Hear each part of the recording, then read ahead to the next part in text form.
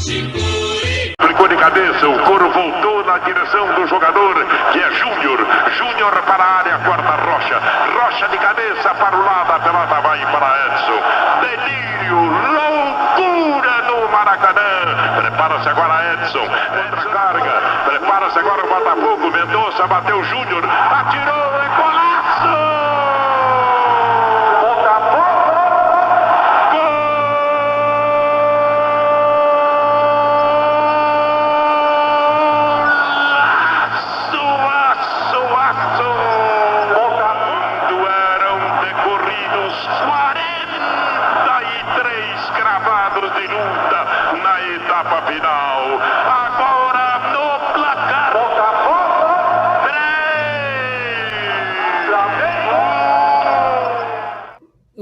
Marcelone Fogone na área, galera. Marcelão Fogão na área novamente para falar de Botafogo. E hoje vamos começar falando do Alan, seja lá o que for. É um nome que começa com A e termina com Lan.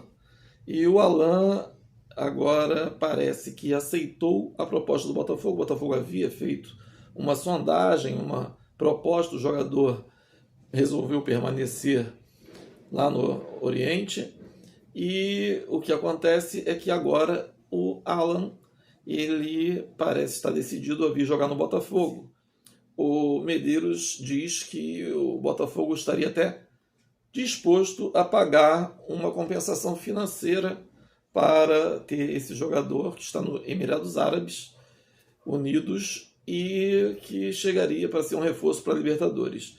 Sinceramente, se vier, vai ser um baita reforço, um grande jogador muito versátil, muito inteligente e muito participativo, jogador dinâmico, apesar dos 33 anos. Então, o Botafogo faria aí um grande negócio, jogador pronto, que seria aí um complemento para o meio-campo do Botafogo. Então tá aí o Alan quase chegando lá. Agora, falando de indas e vindas, vamos falar um pouquinho do Segovinha, que foi para o Molenbeek, a princípio até o meio do ano, e também com possibilidade até de prorrogar a sua estadia na Europa, assim como o Luiz Henrique no Botafogo, sem prazo estipulado, mas sabendo que poderá permanecer por um período maior. Então o Segovinha foi porque chegou Savarino, chegou Luiz Henrique, né? Então já tem Júnior Santos, tem Jefinho, tem Vitor Sá, muito congestionado, e o garoto realmente não iria, além do Hernandes, né, que pode jogar por ali também, o jogador ficaria sem função. Além disso, o John Textor disse que o time do Molenbeek precisava de um ponta-direita, e sendo assim, o jogador migrou para a equipe do Molenbeek, e seja feliz, Segovinha no Molenbeek. Falando aí do Luiz Henrique, o alvinegro, né? O tamaneiro Luiz Henrique alvinegro, o Luiz Henrique, que é uma das contratações mais caras do futebol brasileiro em todos os tempos, agora atualmente foi a mais cara. O Luiz Henrique chega no domingo à noite, né? Previsão que ele chegue no domingo à noite. O jogador vai permanecer lá para o aniversário da filhota dele e vem, em definitivo, para o Brasil, acho que a partir do domingo à noite, segunda de manhã, mais ou menos isso. E ele é colocado aí como uma das 3 maiores transferências do último dia da janela europeia. Então, o nosso Luiz Henrique foi, um jogador aí, o segundo jogador mais caro vendido no último dia da janela, com equivalente aí a 16 milhões de euros, mais aquele percentual todo, mais seria mais 4 milhões de euros por bônus, e ficaria no patamar aí de 20 milhões de euros, e o Botafogo assim trouxe esse jogador. Muitos não queriam que fosse o Botafogo, né? Querem dizer que é a Eagle Futebol, seja lá o que for. tudo se confunde com o Botafogo, porque o Botafogo pertence a Igor Futebol, a Igor Futebol pertence a John Textor, John Textor é o acionista majoritário do Botafogo, então não dá para desvincular, apesar dos haters, apesar dos jornalistas clubistas, sabemos que não dá para levar muito a sério isso, e tá tudo certo. Falar aqui de outro jogador aí que circunda muito, aí, que circula muito aí pelos grupos botafoguenses, pelas mídias botafoguenses. Esse jogador é o Coronado, Igor Coronado. Quem pensa que Coronado é um nome de algum jogador estrangeiro, o Coronado ele é brasileiro, ele é aqui do sul do Brasil e foi muito cedo para lá e agora está querendo voltar para o Brasil. E o Coronado, de acordo com o Jorge Nicola, aquele mesmo que cravou que Luiz Henrique não queria vir para o Botafogo e tal, isso, aquilo, ele diz que Botafogo e Corinthians são as equipes principais, são os maiores interessados no jogador. E também ele diz que o jogador tem que receber 35 milhões ainda, né, na rescisão, ainda receber 35 milhões que ele teria direito a receber até o final do contrato. E como é um acordo entre o Al Ittihad, que é a sua equipe, e ele está tentando barganhar para receber um pouco mais, e o jogador recebe cerca de 24,9 milhões de reais por ano, um salário de 2 milhões e qualquer coisa, e de acordo com o empresário Rafael Brandino, o jogador recebeu propostas também de equipes dos Emirados Árabes e da Turquia, e também teria sido oferecido ao Flamengo, que recusou. Então, aqui no Brasil, ao que tudo indica, Botafogo e Corinthians vão brigar aí pelo Coronado, que é um bom jogador inteligente, muitas assistências, também sabe chegar na área e tem 31 anos e vamos ver como é que fica isso daí para frente.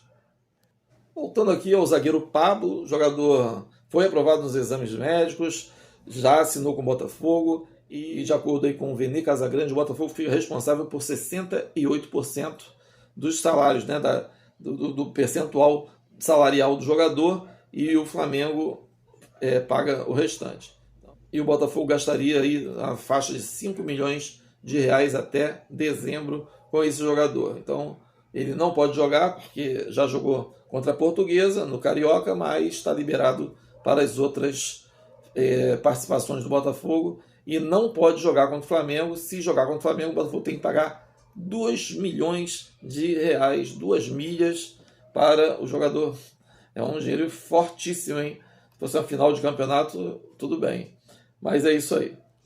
E uma notícia preocupante é que o estádio do Bezerrão, onde o Botafogo vai jogar contra o Nova Iguaçu neste sábado às 4 da tarde, estaria com um gramado, né, meio aquele gramado da roça, né, aquele que a gente chamou tipo o Mineirão no ano passado, o Maracanã do ano passado. Então, de acordo com o repórter Estevam Furtado, do SBT, que publicou uma foto do campo tirada nessa sexta-feira, a grama está meio prejudicada. Então, foi reinaugurado em 19 de dezembro, há cerca de um mês e meio apenas, e o gramado foi todo trocado pela companhia urbanizadora da nova capital do Brasil, Nova Cap. O estádio foi reinaugurado e a grama parece que não foi uma grama, parece que botaram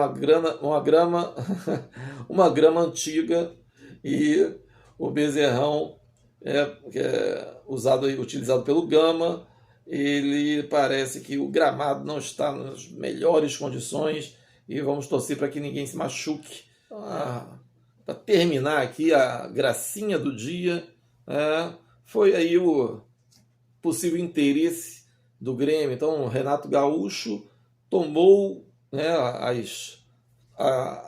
as de diretor de futebol, ligou para o Tiquinho Soares e fez uma proposta de trabalho para o Tiquinho Soares. E o segundo jornalista Diego Rossi, da TV Band de Porto Alegre, a diretoria do Botafogo não topou liberar o jogador e, com isso, encerrando aí qualquer início de tratativa com o Clube Gaúcho, que viajou na maionese, né, e o Renato Gaúcho também.